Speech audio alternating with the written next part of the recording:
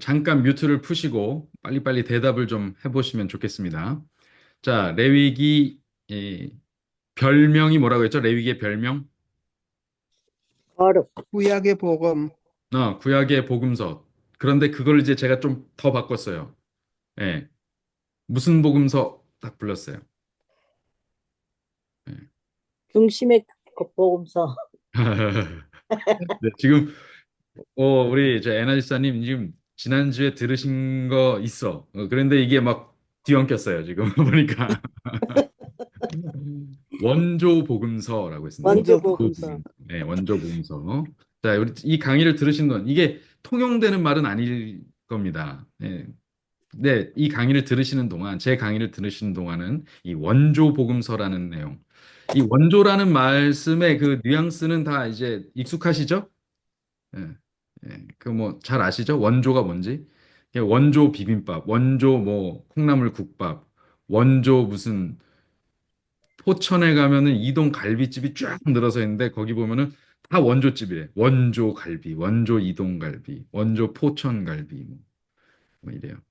뭐 유명한 집이 있었는데 막 그 중간 그 가게 중간에 막 나무가 자라는 그런 집도 있고 그랬었는데 자기 어렸을 때라 기억이 잘 안 납니다. 아무튼 네 그런데 다 원조라 그래요. 원조가 뭐예요? 내가 처음서부터, 처음서부터 있었던 거? 원 뿌리다. 뿌리예요. 내가 조상이다. 뿌리고 조상이다라는 것입니다. 근데 특별히 레위기가 있는 위치가 재밌어요. 레위기가 모세오경의 몇 번째에 있죠? 제일 가운데 세 번째. 세 번째. 예. 세 번째인데 모세오경이 오경 그대로 다섯 예, 개의 경전이기 때문에 이게 그 중간이면은 세 번째면은 그 중간이라는 얘기예요. 그러니까 네. 모세오경의 주제가 바로 레위기라는 겁니다. 근데 이 모세오경이 가지고 있는 성경에서 가지고 있는 위치가 어떻게 돼요? 중간에. 네, 성경의 뿌리예요, 뿌리. 예, 음. 성경의 시작이에요. 그러니까 성경의 근간의 근간인 뿌리인 모세오경의 중심부에 위치했다. 이 말뜻은 이게 의미하는 걸 뭡니까? 예, 모세오경의 주제라는 건데 오경이 성경의 뿌리야. 그러면 뭐예요? 결국은 성경의 주제가 어디 있다? 레위기 레위기에 레위기. 있다. 담겨 있다. 이게 원조 복음서라는 말에 가지고 있는 그게 그냥 단순히 말만 어떻게 재밌게 하려고 만든 말이 아니라 정말 그것이 뿌리를 차지하기 때문이다라는 것입니다. 자, 그러면 레위기에 지금 어디서 누가 울리시는데요. 누가 스피커를 끄셔야 돼요. 지금 보니까 주영희 집사님 부부가 가까이에서 이 스피커가 양쪽으로 들려오기 때문에 이렇게 울리시는 것 같거든요. 그러니까 이 마이크를 끄시는 게 아니라 들리는 스피커를 끄셔야 됩니다. 네, 그게 요게 한번 버튼 누르면 스피커 끄는 게 나옵니다. 그 스피커 모양 그거를 끄시면 한쪽에서만 들리게 하시면 됩니다. 그럼 울리지 않습니다. 자, 그러면 레위기가 성경의 주제다. 그러면 레위기의 주제는 뭘까요? 목사님 또 안 들려요. 네? 들리는데요? 네, 들리실 겁니다. 그러니까 스피커를 한쪽만 끄세요. 둘 다 끄시면 안 되고 한쪽만. 목사님 목소리 안 들려요. 어메, 스피커를 들- 한쪽만 끄셔야 되는데 둘 다 끄셨구나. 자, 잠시만요. 제가 이분한테 메시지를 보내야 됩니다. 들립니다, 목사님. 들리십니까? 죄송합니다. 네. 네, 괜찮습니다. 자, 그 성경의 주제가 레위기에 있어요. 그러면 레위기의 주제가 뭘까요? 레위기의 주제. 거룩이요. 네, 거룩입니다. 자, 그러면 그 거룩을 이루는 방법은 무엇이었습니까?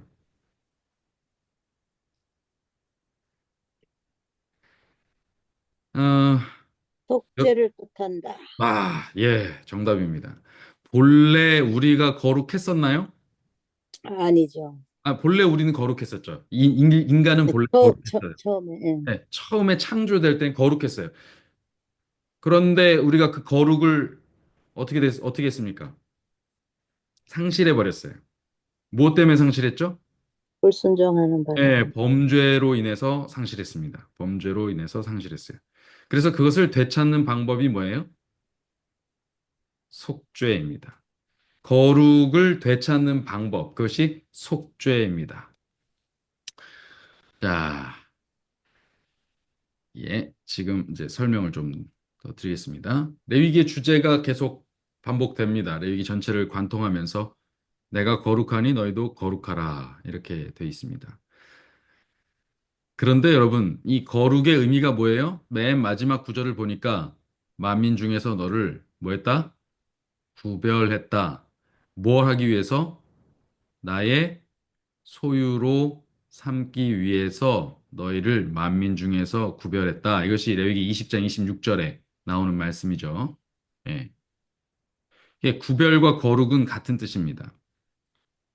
그런데 이 거룩은 이 구별이라는 말인데 요거는 이 거룩하다는 뜻은 한마디로 구별됐다는 말인데 이 구별됐다는 말이 무엇이냐? 요거를 조금 더 우리가 이해하기 쉽게 요즘의 말로 말하면 독점적 계약 관계라고 말하면 이해가 좀 되실 겁니다. 독점적인 계약 관계.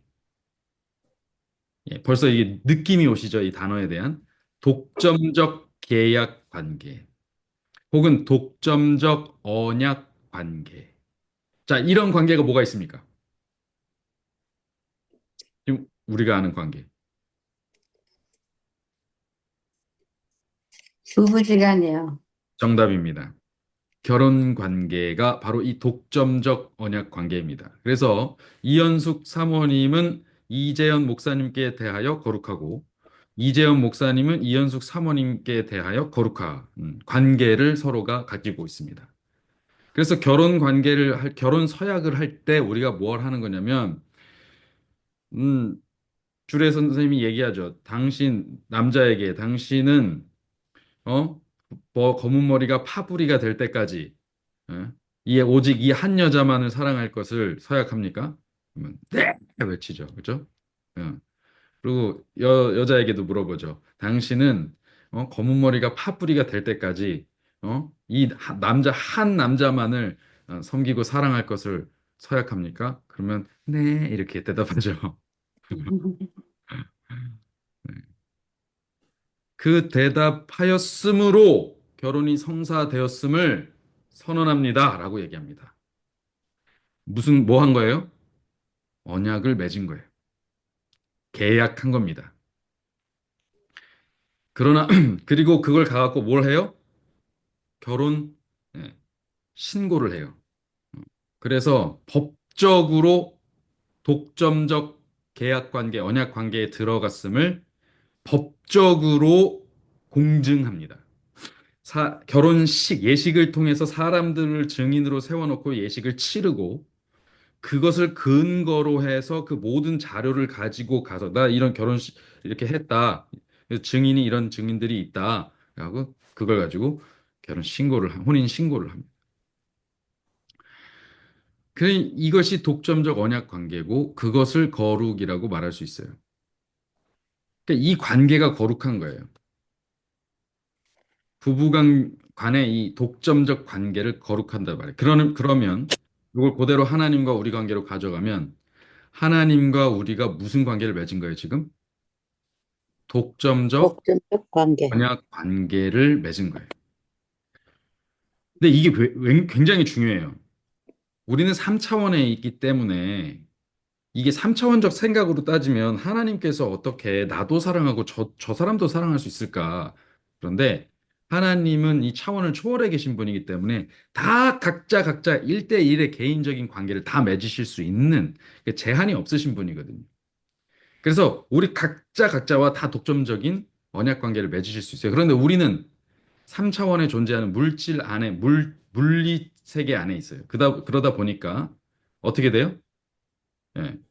우리는 한 사람과 독점적인 관계를 맺으면서 다른 사람과 동시에 다른 독점적인 관계를 맺을 수가 없어요. 그래서 하나님은 요렇게 우리하고 1대1의 관계, 독점적인 관계를 맺으시기를 원해요. 그런데 이게 중요한 게 무엇이냐면 이 관계를 통해서만 생명이 전달돼요. 이 독점적 언약 관계는 생명을 전달하는 관계입니다. 그래서 하나님께서는 우리의 아버지 하나님, 그러니까 우리의 생명의 시여자이시면서 동시에 신랑 되시는 하나님이십니다. 예, 남편과 같은. 이게 어떻게 이게 두 가지가 되냐면 우리가 부모 자식 관계는 선택이 가능해요, 안 해요? 선택할 수가 없어요. 이거는 그냥 정해지는 거예요. 내가 태어나고 싶어서 태어난 사람은 세상에 아무도 없어요. 자, 모두가 다 부모님의 강요로 태어납니다. 부모님들이 사랑해놓고 나를 낳았어. 예. 내가 부모님 선택해서 태어나지 않았어요. 근데 그 집안에 태어나는 것은 그냥 내 자유가 없습니다. 예. 이거는 무조건적으로 맺어지는 관계예요. 그런데 부부 관계는 어떻습니까? 부부 관계는 내가 선택해요, 안 해요? 선택하죠. 내가 선택해요. 음, 선을 보고 맞선을 보고 뭐 소개를 할 수는 있어도 결국 내가 그 사람을 사랑할지 안 할지 그 사람과 어, 결혼을 해서 딱 들어갈지 안 할지를 뭐예요? 내가 선택해. 선택해요.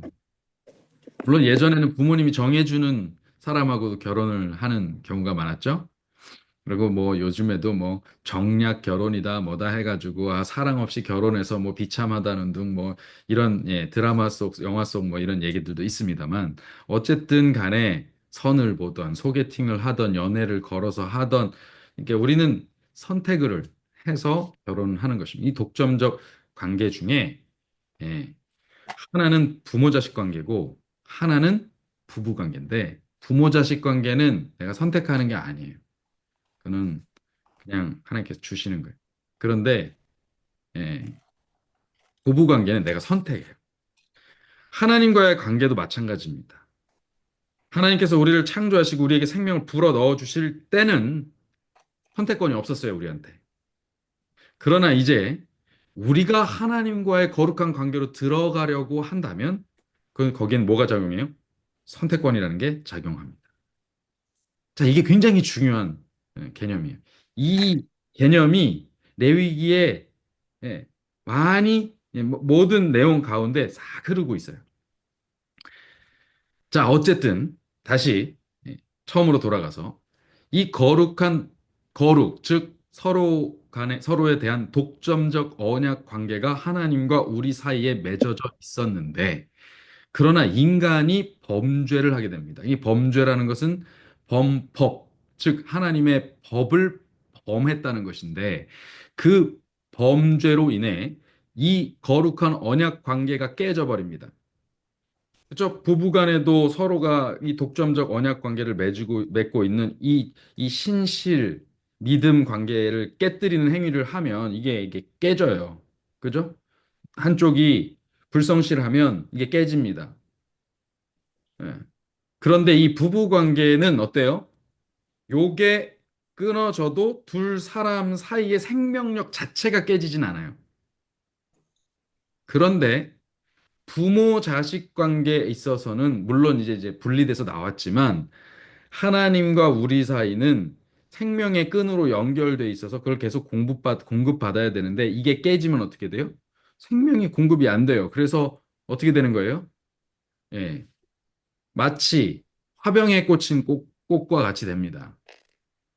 이게 땅에 심기어진 나무는 계속 양분을 빨아먹고 살게 되는데, 그러나 이게 끊어져 가지고 꺾어 놓으면 이게 어떻게 돼요? 지금 당장은 살아있는 것처럼 보이지만 이건 뭐 한 거예요? 지금 죽은 거지. 죽은 거예요. 죽어가고 있다. 그죠? 뭐가 끊어졌으니까. 우리 뿌리부터의 생명줄이 끊어졌으니까. 예. 이겁니다, 지금. 이렇게 됐어요. 그래서 이 범죄와 동시에 사람은 영원한 생명을 잃어버리게 된 것입니다. 그런데 사랑의 하나님께서는 이것을 회복할 수 있는 계획을 세우셨어요. 그것이 바로 우리가 구속 혹은 구원이라고 부르는 바로 경륜입니다. 이 구속의 경륜, 예, 구원이라고 부르는 거예요. 그것은 곧 하나님과 우리의 관계를 깨뜨린 이 범죄, 이 죄를 해결하는 거예요. 그러니까 율법을 범하는 것을 뭐라 그래요? 죄라 그래요. 근데 이 율법을 범하는 하나님의 율법을 범하는 것은 하나님과 우리 사이를 떨어뜨려 놓는 거예요. 깨뜨려 버리는 거예요. 관계를 깨뜨려 버리는 거예요. 그래서 성경이 말하는 죄는 지금 이 땅에서 뭐 법 조항 몇 항을 어겨서 너는 이것은 범법입니다라고 말하는 이 도덕적, 윤리적 뭐 이런 범죄의 그런 예, 그 경제적 범죄 뭐 이런 것을 초월한 이거하고는 좀 더 상위, 이거보다는 상위의 개념이에요. 이건 뭐 이 생명줄로 연결된 하나님의 법을 깨뜨린 거예요. 그래서 그런데 이제 죄를 해결하는 것이 곧 구원입니다. 그 죄를 해결하는 것이. 이 지상에서 죄를 해결하는 방법은 뭐 보석금을 내고 풀려나오기도 하고, 그 다음에 사회봉사를 하기도 하고, 구금이 되어서 이제, 예, 형을 살기도 하고, 이렇게 하는 거, 이렇게 해갖고 내가 해결을 할 수 있는데, 이 하나님과 관계가 깨진, 이 생명줄이 끊어진 것에 대한 값은 내가 어떻게 해결을 할 수가 없어요. 그러니까 이 하나님과의 언약 관계, 독점적 언약 관계가 깨진 것을 해결하는 것, 이 죄를 해결하기 위해서 죄 값을 치러야 돼요. 그런데 이 죄 값을 치르는 방법을 뭐라 하냐면 속죄라고 말합니다. 값을 치를 속자와 그리고 죄가 되는 거죠. 그래서 죄 값을 치르는 거예요. 그런데 이 죄 값이라는 것이 사실 생명줄이 끊어졌으니까 이 생명으로 대가를 치러야 되는데 사람이 자기 생명으로 대가를 치르고 나면 그 사람은 존재해요, 안 해요? 못하죠. 존재를 할 수가 없어요. 그러니까 사람이 이 죄값을 치르는 것 자체가 불가능한 거예요. 죄값을 치른다 동시에 죽는다예요. 그러니까 그 다음엔 존재하지 않아. 그러니까 이거는 죄값이 치러지는 게 아니야. 끝이에요, 그냥. 죄값을 치르고 회복이 돼야 되는데 죄값을 치르는 순간 회복이라는 게 없어요. 이건 회복 불가능의 상태예요, 이거는. 한마디로 우리 스스로 구원을 받을 방법이 없는 죄악이 이게 하나님과 우리 사이가 떨어지는 거예요. 그래서 스스로 구원받을 방법이 없습니다. 이 말을 반대로 바꾸면 뭐냐? 우리는 우리의 구원을 위해 외부적인 도움, 전적인 외적 도움이 필요하다라는 것입니다. 우리는 스스로 구원을 받을 수가 없어요. 우리의 구원을 스스로 이룰 수가 없어요. 우리가 어떤 노력을 하고 막 아무리 가진 애를 써도 불가능합니다. 아무리 바르게 살려고 하고 아무리 하나님의 율법을 알게 돼서 그걸 지킨다고 해도 불가능해요. 안 돼요. 이건 할 수가 없습니다. 하나님의 율법을 지켜서 잘 살 수 있는 것은 거룩한 관계에 있을 때 얘기예요. 그 관계 자체가 깨졌기 때문에 그걸 아무리 지키려고 해봐야 이미 깨진 이 사건, 이 깨진 사건 이후에 일은 의미가 없어요. 그래서 하나님께서 준비하신 방법이 뭡니까? 우리를 대신해서 그 값을 치르게 하시는 것입니다. 그래서 그것을 속죄, 속죄. 그래서 값을 치를 속자를 쓰는데 그것을 대신 값을 치른다 그래서 뭐라고 불러요? 계속. 대속이라고 부르게 됩니다. 네, 맞습니다. 자, 이제 이러한 이해를 가지고 레위기의 구조를 보면 하나님의 계획과 함께 그 안에 들어있는 그분의 품성과 뜻이 좀 더 분명하게 보이게 됩니다. 자, 이제 볼까요? 자, 이제 구조를 좀 보겠습니다. 레위기의 구조입니다. 레위기가 이렇게 7개의 구조로 나누어져 있습니다. 1장부터 7장은 제사들의 종류들이 나옵니다. 8장부터 10장은 제사장에 관련한 규례가 나옵니다. 11장부터 15장은 일상생활에서 정결과 부정에 대한 이야기들이 나옵니다. 그리고 16장은 주제장으로 중심이죠. 대속죄일, 속죄일. 이게 성경에는 대자가 붙어 있지 않아요. 그냥 속죄일이라고 나옵니다. 그러나 우리는 이제 대속죄일이라고 부르죠. 자, 그다음 그 17장부터 20장은 다시 일상생활에서의 거룩함과 속됨이 나옵니다. 자, 이 보세요. 요거 일상생활에서의 정결과 부정이 나오고 여기는 요 속죄를 기준으로 반대편에 거룩함과 속됨이 나와요. 요 정결 부정 정부정과 거룩함과 속됨의 차이가 뭔지 이제 나중에 또 배울 겁니다. 그다음 21장과 22장에 다시 제사장과 관련된 규례가 나옵니다. 이렇게 대칭을 이루죠. 이렇게 대칭을 이루고 또 이렇게 대칭을 이룹니다. 자, 그다음 23장부터 27장은 절기, 특히 거룩한 날들이라고 불리는 이 절기가 나와요. 이 제사의 종류가 나오고 여긴 절기의 종류가 나옵니다. 요게 관련이 깊어요. 그러니까 이렇게 나옵니다. 그래서 C, B, B-, A, A-로 나오게 됩니다. 자, 그렇게 등장하게 됩니다. 예. 요걸 뭐라 그래요? 요런 구조를 예, 교차 대구법 혹은 수미 쌍관법이라고 불리는데 히브리 문학의 고유의 구조입니다. 이렇게 해서 가운데다가 이제 그 주제를 딱 이렇게 배치를 해놓죠. 제일 중요한 게 뭐예요? 지금 강조하는 게 뭐예요? 요 속죄입니다. 예.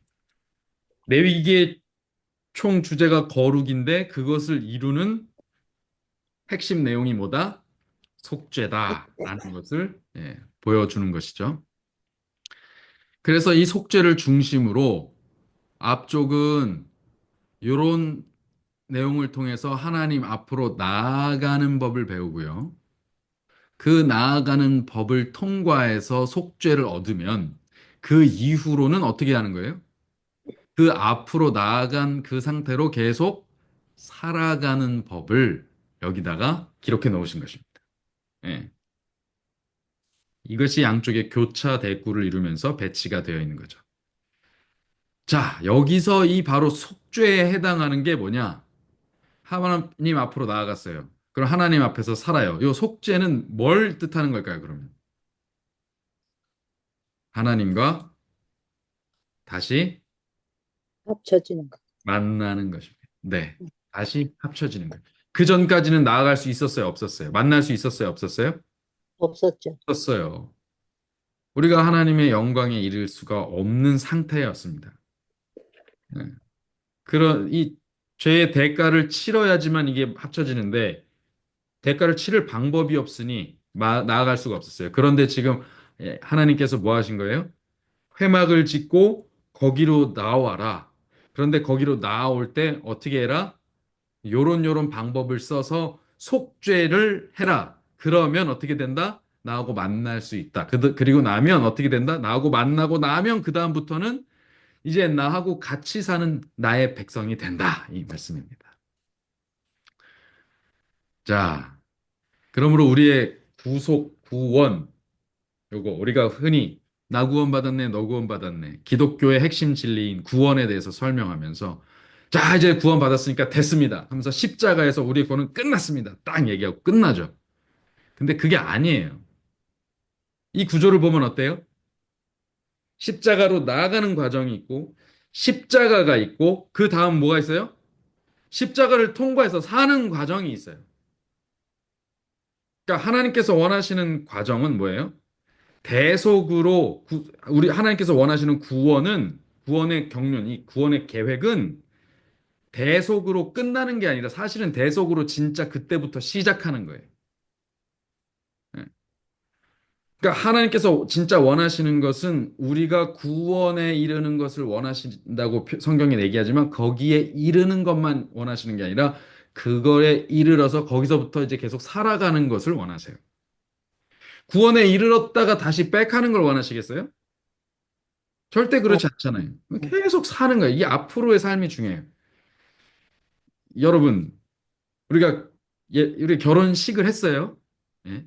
부부가 결혼식 했어요. 와, 결혼식까지 힘들겠어요. 한국은요, 이제 결혼식 준비부터 시작해서 예식이 얼마나 힘든지 모릅니다. 막 하다가 막 어떤 신부들은 막 그 예쁘게 보이려고 다이어트하고 뭐 하고 이렇게 해가지고 결혼 예식장에 다 예쁜 모습으로 들어가요. 근데 이제 그렇게 하고 났더니 이제 컨디션이 안 좋아. 그래서 잔뜩 긴장을 했어. 그 주례자가 주례하는 그 뭐 한 1, 20분 기간 동안 그 서 있는 게 힘들어갖고 그 자리에서 막 쓰러지고 기절도 합니다. 너무 힘들어가지고. 근데 그렇게 힘들게 결혼해가지고 말이죠. 와, 결혼식 끝났다. 자, 이제 끝났네. 자, 빠이빠이 하고 남녀가 찢어져서 갈라져서 가면 도로 그 집으로 돌아가면 돼요, 안 돼요? 그게 무슨 결혼이에요? 그렇게 하면서 이제부터 그 사람 두 사람 행진하면서 그 분 밖으로 나가서는 다시 본가로 돌아가지 않아요. 잠깐 가서 인사만 드리고 잠깐 가서 명절 때 지낼 수는 있어도 자기 집은 이제 어떻게 돼요? 남자가 여자가 합쳐서 그 만들어진 그 집이 이제 자기 집이에요. 거기서 사는 거예요. 이제부터 구속을 받은 백성들은 속죄함을 입은 그 상태로 하나님의 영원한 율법의 기초 위에서 영원한 생명을 누리면서 살아가게 되는 것입니다. 그것이 하나님께서 원하시는 거예요. 그래서 레위기는 16장으로 끝나는 게 아니라 16장부터가 진짜 하나님께서 원하시는 진짜예요. 그 앞은 뭐냐? 우리가 지금 죄악 세상에서 하나님 앞으로 나아가자니 필요한 과정이에요. 자, 이해가 되십니까? 네. 죄인이 하나님 앞으로 나아가서 살기 위한 과정이고, 16장을 통과하고 나면 이제 의롭게 된 백성이 어떻게 살 것인가 하는 문제예요. 요거 진짜 잘 알아두셔야 됩니다. 요걸 잘 알아두셔야 돼요. 자, 우리는 율법을 지킵니까? 안 지킵니까? 요렇게 질문하면은 되게 곤란해지죠? 우리 율법 지켜요, 안 지켜요? 안 지켜야 되죠. 지켜야 되는데 못 지켜요. 지켜. 네, 지켜야 합니다. 근데 그거 지키려고 우리 노력하죠? 네. 예, 예. 근데 그거 행위잖아요. 율법의 행위죠. 율법 조항에 대한 행위잖아요. 안식일을 지키고, 뭐, 정한 음식을 먹고, 선을 행하고, 하나님만 믿고, 이거 다 행위잖아요. 그죠? 근데, 그럼 행위로 말미암는 의예요? 아니죠. 아니에요. 왜 아니에요? 아니죠. 순서를 보세요, 순서를. 우리는 하나님 앞에 나아가기 위해서, 여기는 율법을 지킬 수 없는 상태예요. 이 앞은. 그런데 우리는 이제, 그래봐야 의미도 없는 상태예요. 근데 우리가 뭘 통과했어요, 지금? 속죄일에 십자가를 통과했어요. 그러니 이제 우리는 뭐예요? 구원을 받았어요, 이미. 이제 하나님의 백성이에요. 하나님의 백성이면 대한민국 국민은 대한민국의 헌법을 지키고 미국 국민은 미국의 법률을 지켜야 됩니다. 그렇죠? 하나님의 백성은 하늘 시민은 하늘의 법을 지키면서 살아가야죠. 행위지만 그것이 구원의 조건이 아니라는 거예요. 그건 구원받은 백성, 언약의 백성으로 복귀했으니까 적을 내, 내, 내 적을 본 적을 다시 어디로 가져온 거예요, 이제? 내 주소지를, 네, 시민권을 하늘로 가져왔어요. 그러니까 거기 걸 지키는 거예요. 언약의 백성이 다시 됐기 때문에 그 언약을 지키기 위한 생활을 다시 시작하는 거예요. 예를 들어서 제가 저희 집사람에게 불성실을 해서 이제 깨지게 됐어요. 그런데 이것에 대해서 용서를 받았어요. 그러면 이제 다시 합쳐질 수 있겠죠? 그럼 이 다시 합쳐진 사람은 이제 그 전에 이 독점적 언약 관계를 지켜주던 그 율법을 깨뜨려서 헤어졌었지만 그거를 다시 용서받아서 돌아갔으면 다시 행위를 이 언약 관계를 깨뜨리는 행위를 계속 반복해야 돼요? 아니면 이것을 회복한 그 상태에 그것을 지키는 행위를 계속해야 돼요? 지키는 행위를 지키는 계속. 행위를 해야 되잖아요. 그러니까 이제부터는 하나님의 율법이 우리에게 중요해지는 거예요. 이제 결혼식을 제대로 올렸잖아요. 분리돼 있던 두 사람이 합쳐졌어요. 그러면 이제 이 합쳐진 사람들이 서로 간에 지켜야 될 이 규범을 지키기 위해서 했습니다. 이 남자가 말이죠. 결혼을 했는데 총각 때처럼 밤늦게까지 친구들만 만나러 다니고 신경도 안 쓰고 가정에 신경도 안 쓰고 자기 하고 싶은 대로만 살면 되겠어요? 안 되죠. 안 되죠. 그러면 결혼 관계는 깨지는 거예요. 불성실한 거예요, 이건. 그리고 이렇게 보니까 밖에 다니다 보니까 또 예쁜 여자가 보여. 기웃기웃 거리면 되겠어요? 안 되죠. 이거는 결혼을 깨자는 거예요. 결혼 관계가 아니에요. 그러니까 뭐라 그래요? 야, 이거 족쇄 찼다. 노예 계약이 시작됐다. 막 남자들이 이제 지들끼리 뭐 그런 얘기를 한단 말이죠. 그러나 그것이 행복한 노예가 된 거예요. 뭐 때문에 그렇습니까? 예. 그 결혼 관계만이 주는 이 독점적 언약 관계에서만 느낄 수 있는 진정한 삶의 인간의 진정한 존엄의 끝판왕을 경험할 수 있게 되기 때문입니다.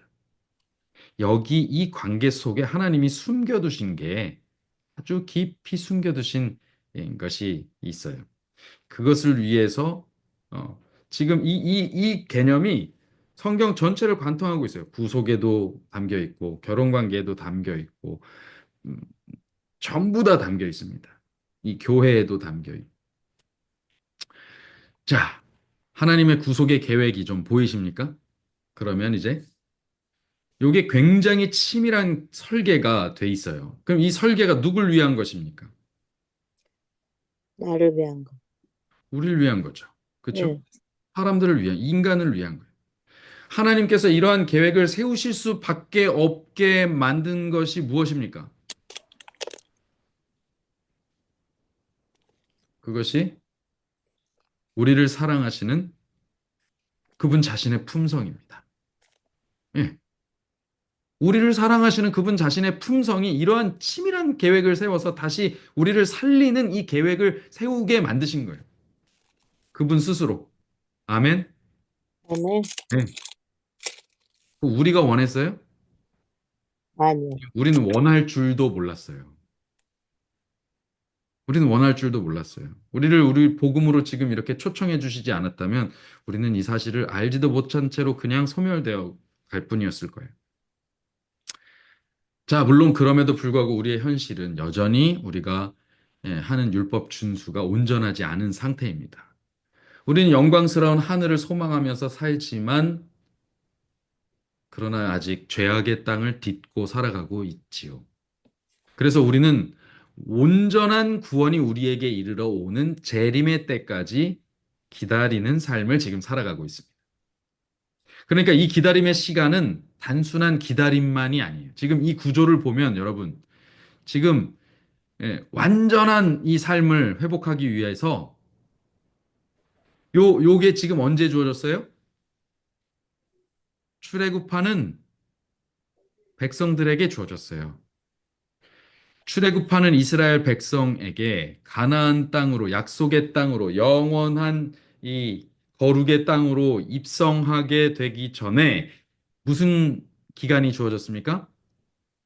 어디에서의 시간을 보내야 했어요? 40년 동안 광야에서. 광야에서의 시간을 보냈던 것과 같이 오늘 우리에게도 하나님의 백성으로 변화되는 시간이 필요해요. 우리가 이때까지 이 죄악의 땅에서 살아가던 습관, 관성이 있어요. 요거를 다 바꾸는 시간이 필요한 거예요. 이 관성에서 물론 자꾸 뭐 거짓말하고 속이고 이기적이고 욕심부리고 하던 그 습관 자체도 또 그렇지만 거기에서 파생된 여러 가지 개인의 그런 습관들, 남에게 상처 주는 말하고 막 이런 습관들도 다 중요하지만 무엇보다도 하나님을 사랑하지 않는 습관, 하나님보다 다른 걸 더 사랑하던 습관, 요거 자꾸 바꿔야 되거든. 하나님과 독점적 언약 관계. 그러니까 제가 계속 비유를 하지만 내가 결혼을 했으면 나에게 있어서 제일 중요하고 제일 사랑하고 제일 관심이 대상이 되는 건 누구여야 돼요? 내 배우자여야 돼요. 그런데 내가 여전히 다른 거, 결혼만 했지, 결혼 예식만 했지, 여전히 딴 걸 추구하고 있으면 되겠어요? 그걸 더 사랑하고 더 관심 가지고. 이게 지금 우리의 상태예요. 그런데 요거를 이렇게 바꿔놓는 거예요. 내가 하나님께, 하나님이 원하시는 거, 하나님의 뜻에, 하나님의 품성에 더 관심을 갖고 더 하나님과의 교제의 시간에 관심을 갖는 이런 상태로 변화되는 시간이 필요한 거예요. 그런 인생의 경험이 필요한 거예요. 그래서 그 시간을 우리는 뭐라고 부르냐? 성화라고 부릅니다. 성화되어 가는 과정이 필요해요. 자, 그러면 이 성화를 위해서 하나님은 구체적으로 어떤 준비를 하셨을까? 그 준비가 레위기에 이렇게 나오는 겁니다. 이것이 바로 이 성화를 위한 준비예요. 이 과정이. 그런데 구체적으로 어떻게 나올까? 그것이 이 레위기 1장 1절부터 떡하니 나오죠.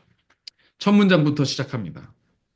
여호와께서 회막에서 모세를 부르시고 그에게 일러 가라사대 이스라엘 자손에게 고하여 이르라 너희 중에 누구든지 여호와께 예물을 드리려거든 생축 중에서나 소나 양으로 예물을 드릴지니라. 우리가 지난 시간에 이제 여기서 등장한 단어를 딱 집었어요. 다들 이제 읽자마자 뭐부터 얘기를 딱 보시냐면 예물부터 눈에 딱 들어와요.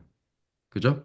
저도 지금 이 빨간색으로 해놨지만 성경을 레위기를 딱 펴시면은 예물부터 들어와요. 왜 그러냐면 그 뒤에 바로 이어지는 말이 그 예물을 가지고 계속 제사에 대해서 설명하는 거니까 예물에만 초점을 맞추는데 우리가 정말 첫 번째로 살펴야 될 단어는 뭐라 그랬죠? 지난 시간에 한참 이것만 가지고 설명했어요. 뭐죠? 바로 회막입니다. 뭐, 음, 회막, 회막. 레위기에서 성경의 주제인, 성경의 뿌리인 모세 오경의 주제인 레위기에서 무슨 시대가 시작하냐면 바로 회막 시대가 시작합니다. 그것이 가지고 있는 의미는 뭐라 그랬어요? 하나님의 나라, 그 영토가 선포되는 것이다. 그 정부가 제대로 선포되는 것입니다. 그래서 국민, 이스라엘 백성 대를 끌고 내려왔죠. 주권, 하나님의 법, 십계명 주셨죠. 그리고 뭘 선포하시는 거예요?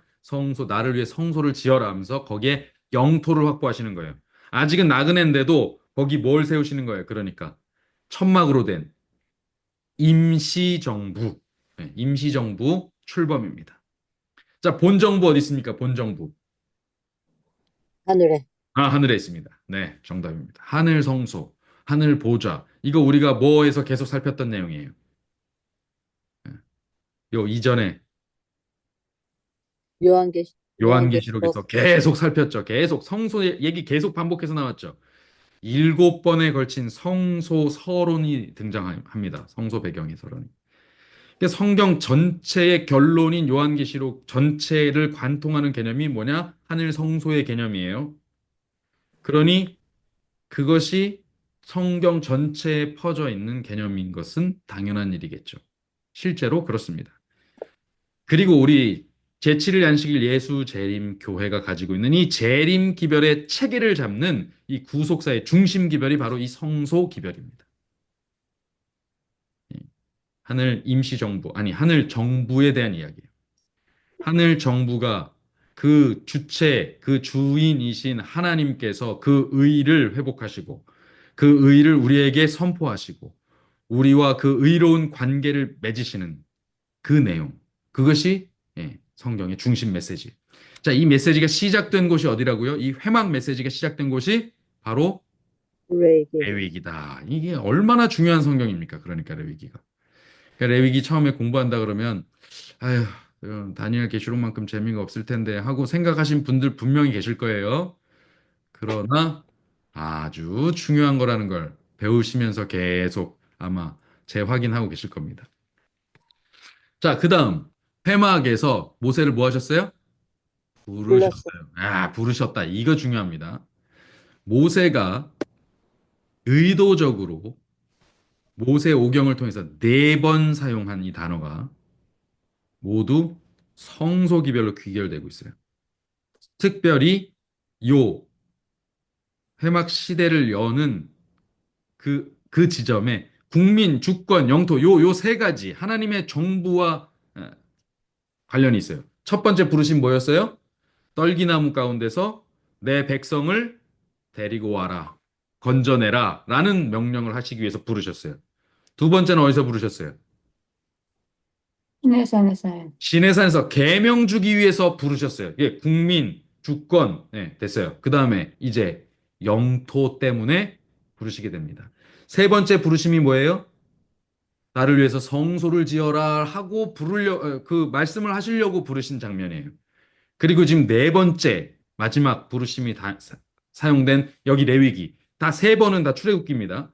이 마지막 한 번 레위기예요. 이 레위기는 뭐예요? 회막. 그, 그 제도가 공표되는 시점인 거죠. 자, 그리고 나서 이제 등장하는 단어가 뭐냐? 이스라엘 자손에게 고하여라. 너희 중에 누구든지 여호와께 무엇을 드리려거든? 예물을 드리려거든. 자, 이제 예물이 나옵니다. 이제 드디어 이 예물이 나와요. 이 예물이 레위기 전체를 계속해서 흐르고 있습니다. 자, 그런데 이 문장이 참 재밌어요. 누구든지 여호와께 예물을 드리려거든. 이 표현이 너희가 드리고자 하면 요런 뜻이에요. 음, 요 말이 어떻게 들으면 우리가 하나님께 예물을 드리고 싶어서 가져온 것처럼 얘기 같아요. 그런데 실제적으로 질문을 자기 자신에게 던져보세요. 그래서 제가 이 질문을 던졌죠. 예물은 하나님이 원하시는가, 우리가 원하는가? 이렇게 질문을 드렸어요. 이 문장상으로 보면 우리가 원하기 때문에 드린다라는 개념으로 쓰여져 있어요. 그런데 진짜 그러냐 이거예요. 정말 우리가 하나님께 예물을 드리고 싶어요? 아니, 하나님께 갑자기 예물을 드리고 싶어져요? 갑자기?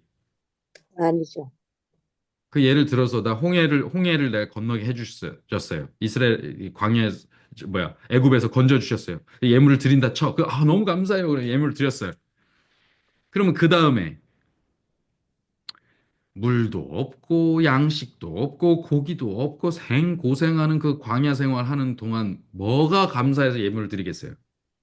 계속 드리고 싶을까요? 아니죠.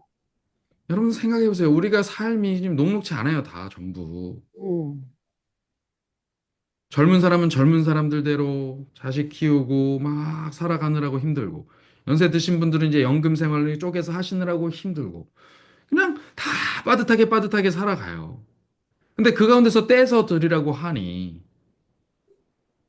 그 당시 그들은 유목민족에 있어서 양과 소떼와 이런 것들은 얼마나 귀합니까? 지금 우리가 가지고 있는 그냥 돈 몇 푼하고 비교가 안 돼요. 사실 자식처럼 키운단 말이에요. 근데 그걸 바치래. 이거 바치고 싶겠어요?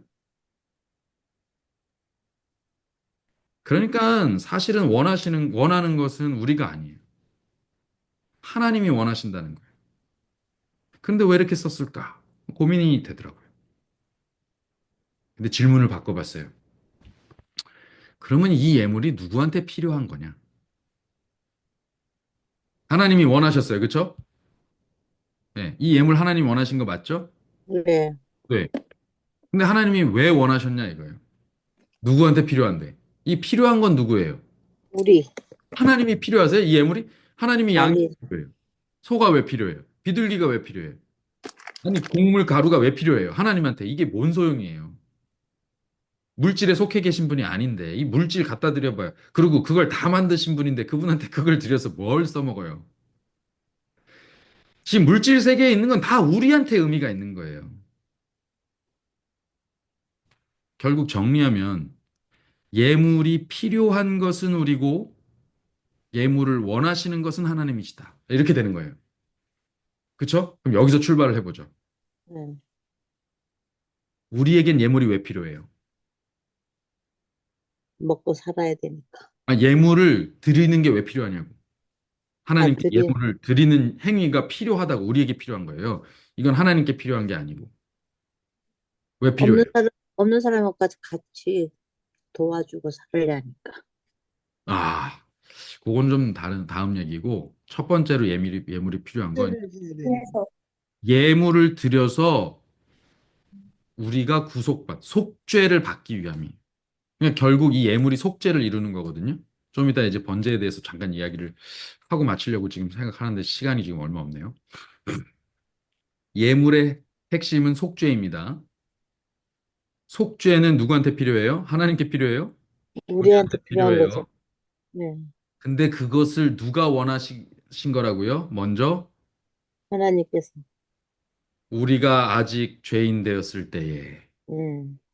우리는 그냥 죄악 세상에서 어떻게 해야 될지를 모르고 수렁에 빠져 있을 때에 하나님께서 그 아들 예수 그리스도를 우리에게 보내신 거예요. 그렇죠? 보내셨어요. 근데 거기서 그 말씀의 끝에 뭐라 그랬어요? 보내심으로 무엇을 확정하셨다 그랬어요? 구원을 하나님께서 하셨다.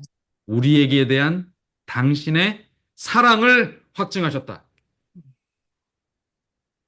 이게 하나님이 원하신다는 말의 핵심입니다. 하나님이 우리를 먼저 사랑하셨다. 그래서 우리에게 필요한 것이 무엇인지 알고 그것을 우리더러 하라고 하신 거예요. 원하시는 것은 하나님이고 필요한 것은 우리입니다. 하나님이 왜 먼저 원하셨냐? 하나님이 우리를 먼저 사랑하셨습니다. 그래서 우리하고 다시 그 독점적 언약 관계로 들어가고 싶으시니까 그렇게 해야만 우리가 제대로 살 수 있으니까 그러니까 우리더러 구속받아라. 속죄를 경험해라. 라고 하려고 속죄의 제물을 가져오라고 말씀하시는 거예요.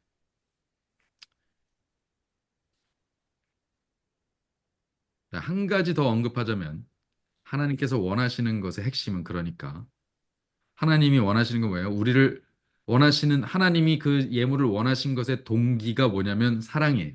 하나님의 사랑. 그러면 하나님이 그 사랑하심을 통해서 우리와 서로 사랑하고 싶어 하시는 것이 결론입니다. 그러니까 이 예물을 가져올 때는 여기 보세요. 너희 중에 누구든지 예물을 드리려거든 하면서 의도적으로 예물을 드리려는 사람이 자기가 자원해서 가져오도록 하려는 마음을 지금 여기 묘사해 놓은 거예요. 음. 예물을 자원해서 뭐 어떤 마음으로 하나님을 사랑하는 마음으로 하나님과 다시 결합하고 싶은 마음으로 그 결합하는 방법인 속죄에 이르고자 예물을 드리려거든. 이 말에는 그러니까 그 사이의 행간에 이 말이 다 포함되어 있는 거예요. 여러분 실제로 그 사람이 자신의 마음을 담아서 예물을 가져오지 않으면 그 예물은 의미가 없습니다. 자, 이것을 해석하면 어떻게 되냐면 그리스도의 그리스도의 희생이 속죄의 중심이에요. 그렇죠? 그 속죄를 치르는 장소가 성전입니다. 그런데 이 성전에 나오는 것에 대하여 내가 온전한 믿음으로 내가 이 성전에 와서 예수 그리스도를 통해서 하나님과 하나가 되겠다라는 자원하는 마음으로 성전에 나오지 않고 뭐 저것들 뭐라고 떠드나 한번 드러나 보자. 아우, 또 돈 달라고 저렇게 헌금 걷고 있고. 아우, 저 와가지고 교회 안에서 또 지 감 싸우고 있고. 에이, 이런 마음으로 마음이 떠서 진심이 아니고 자원하는 마음이 아닌 그냥 불편해서 아휴 그냥 뭐 와달라니까 가자. 이렇게 온 것은 사실은 의미가 없다. 물론 그렇게 시작은 할 거예요. 왜냐하면 우리는 원래 죄인이었으니까. 하나님과 친밀하지 않았으니까. 친한 사람이 아닌 사람을 만나러 갈 때 서먹하고 어색하고 어떤 사람은 좀 기피하고 이러지. 누가 처음부터 대뜸 친하지도 않은 사람 와 이렇게 하면서 만나서 가겠습니까? 좋아서 가겠습니까?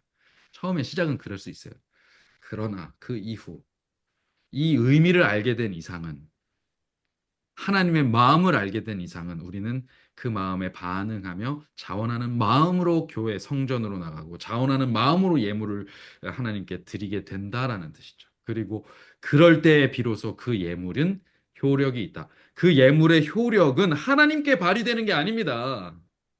누구에게 발휘가 돼요? 우리에게. 나에게 발휘되는 거예요. 음. 내가 가져가서 드림으로 내가 복을 얻는 거예요. 거짓과 눈속임의 신앙으로는 모르겠어요. 내 마음을 원래는 내 마음이 안 속죠. 내 마음을 어떻게 속여요? 그런데 그걸 속일 수 있다고 해도 혹 내 마음을 속일 수 있다고 해도 하나님은 속일 수 없습니다. 그래서 그것은 진정한 구원에 이를 수 없는 방법이에요. 자, 지금부터 아주 짧게 예물을 드리는 대표적 방법들과 의미들을 잠깐 살피겠습니다. 이거 이제 다음 시간에 더 구체적으로 살필 겁니다. 그래서 예물을 드리는 방법이 1장에 쭉 이렇게 1장부터 7장까지 이제 나오는 거예요. 이게 레위기에 나오는 제사입니다. 첫 번째, 다 같이 뭐라고요, 이거? 첫 번째, 번제. 두 번째, 소제. 세 번째, 화목제. 네 번째, 속죄제. 다섯 번째, 속건제. 이렇게 다섯 가지의 대표적인 제사가 있습니다. 요거는 이제 더 자세하게는 나중에 살필게요. 근데 이제 오늘 이 번제에 대해서 잠깐 보겠습니다. 번제에 대해서. 아마 짧게 이야기할 수 있을까 모르겠네요. 예. 그래도 좀 한 번은 살피고 넘어가야 되겠습니다. 번제, burnt offering. 이거는 태울 번자입니다. 불사를 번자예요. 이게 태우는 제사입니다. 태우는 제사. 이 영어로도 한글로도 이렇게 태운다라고 하는 의미를 가지고 있어요. 음. 그런데 실제로 히브리어의 어원을 보면 올라 이렇게 됩니다. 올라, 올라, 올라 요렇게 표현됩니다. 요 단어 또 같은 발음입니다. 올라, 올라 이게. 근데 이 뜻이 뭐냐? 진짜 올라간다는 뜻이에요. 히브리어로 올라인데 올라간다, 오르막길, 계단 이런 뜻을 가지고 있습니다. 그러니까 뭐 하는 거예요? 올라가는 거예요. 뭐가 올라간다는 뜻일까요? 재물의 향기가. 아, 재물의 향기가, 이 연기가 올라간다. 그러니까 태워서 그것이 태운 연기가 올라간다. 아, 이렇게 보시면 되겠습니다. 그러면 이게 번제가 앞에 이제 다른 제사들이 나오고 번제가 나와요. 근데 번제와 다른 제사가 어떤 차이를 가지고 있을까요? 번제가 다른 제사가 차이점. 이렇게 질문을 합니다. 사람들이. 번제와 속죄제 둘 다 속죄하는 거 아닙니까? 이렇게 얘기해요. 자, 한번 성경을 잠깐 보겠습니다. 레위기 지금 펴고 계시죠? 네. 레위기 1장 3절 4절 읽겠습니다. 그 예물이 소의 번제이면 흠 없는 수컷으로 회막문에서 여호와 앞에 연락하시도록 드릴지니라 기쁘게 받으시도록 기쁠 열자. 그가 4절 그가 번제물의 머리에 안수할지니 그리하면 연납되어 기쁘게 받으심이 되어 그를 위하여 무엇이 될 거다? 제가 속죄가 될 것이다. 5절 네, 잠시만요. 5절 6절 쭉 하고 9절입니다. 그 내장과 정갱이를 물로 씻을 것이요 제사장은 그 전부를 단 위에 불살라 번제를 삼을지니 이는 화제라 불로 드리는 제사다. 무엇이다? 여호와께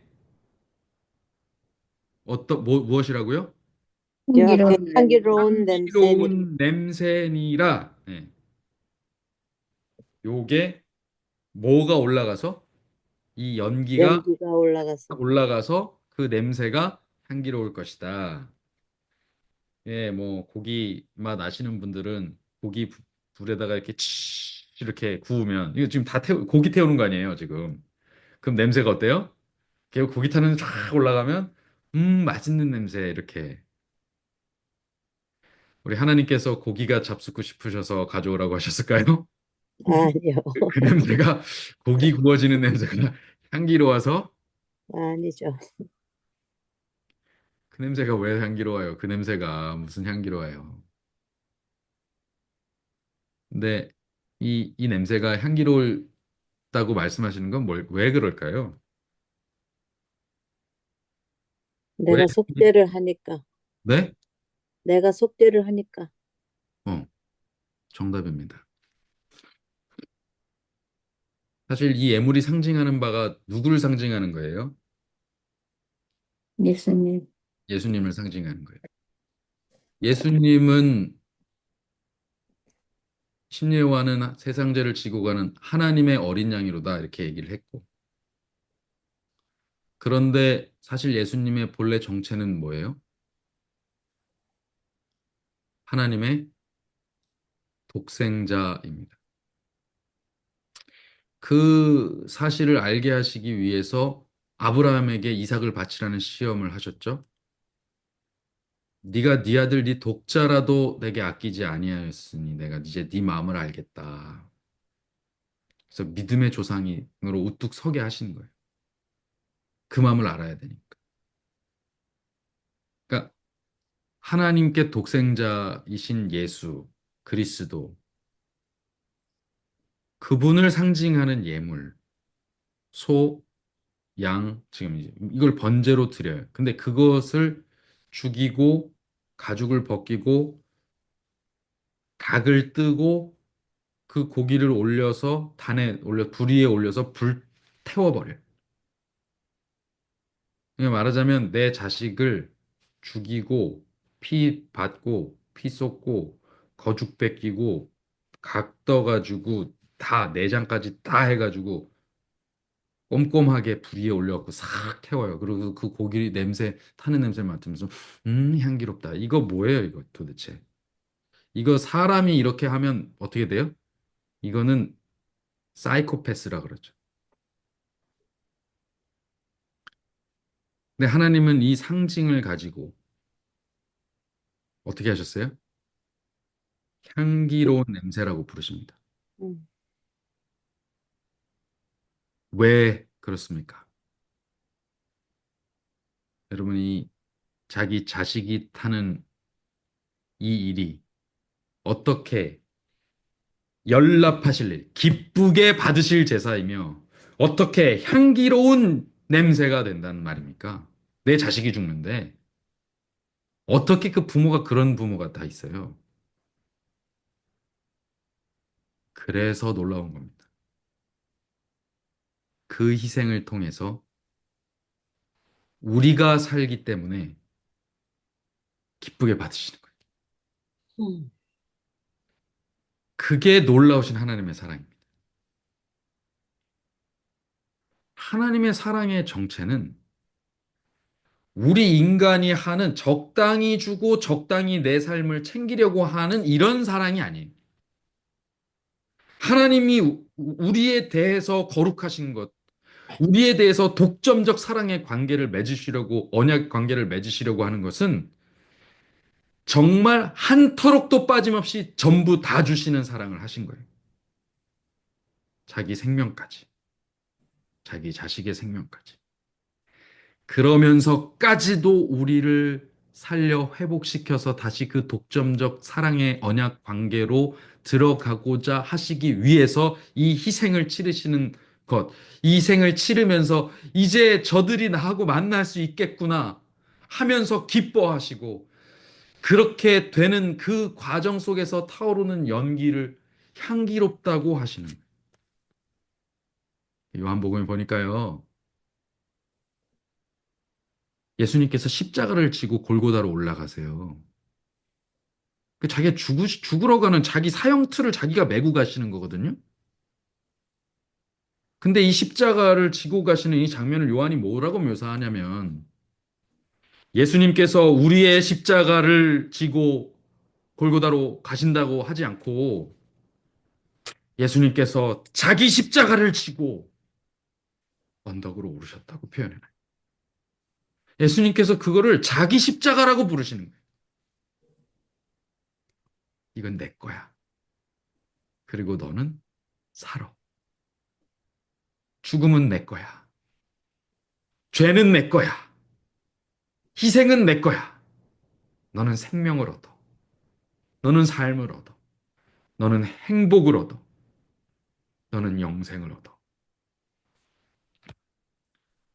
여러분, 우리는 레위기 1장의 첫 대사부터 우리 가슴 저 밑에서부터 솟구치는 울컥하고 올라오는 감동의 사랑을 맞이하게 됩니다.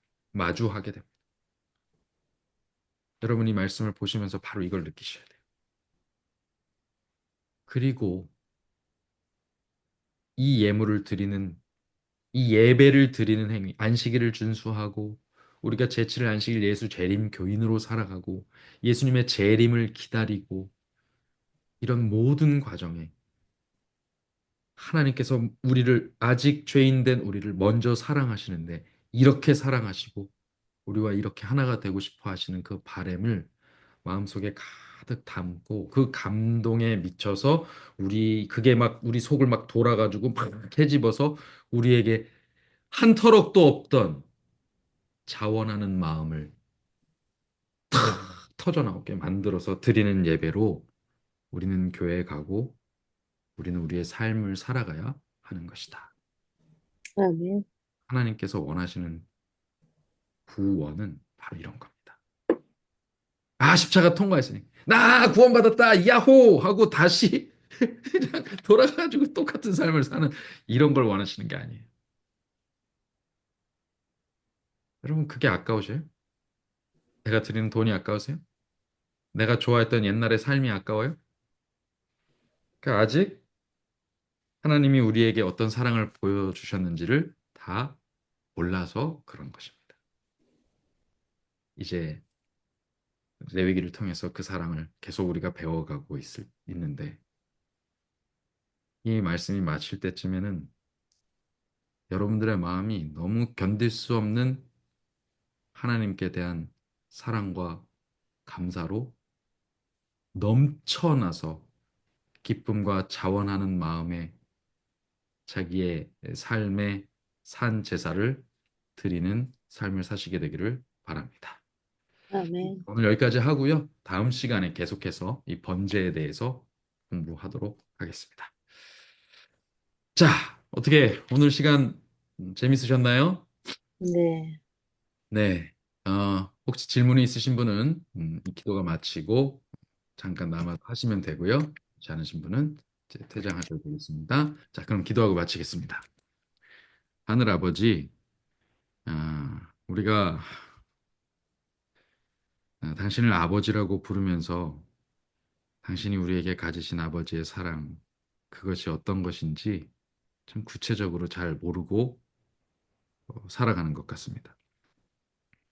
그저 내가 상상하는 아버지라는 개념의 한계에 당신의 사랑을 가두고 있지 않았나 생각됩니다. 내가 아버지로서, 어머니로서 적당히 인간의 한계 속에서 베풀었던 것, 그 정도로만 생각하고 있었는지도 모르겠습니다. 그러나 하나님께서 우리에게 주신 것은 정말 모든 것이었다는 사실을 다시 한번 이 시간 배우게 됩니다. 주님, 이 예물이 당신에게 무슨 소용입니까? 그런데 그것을 그토록 원하시는 이유가 무엇인지 오늘 우리가 알게 되었사온즉 주님 이제는 우리가 그 마음 배신하지 않고 하나님 아버지의 마음을 우리 마음에 품고 헤아리고 그것에 반응할 줄 아는 성숙한 주의 자녀들, 주님의 백성들 되게 하여 주시옵소서. 아멘. 이 한 시간 이 지혜를 우리에게 허락하셨사오니 영으로 그 지혜의 삶을 살아갈 수 있도록 능력을 더하시기를 간절히 바라오며 예수님 이름으로 기도합니다. 아멘. 아멘.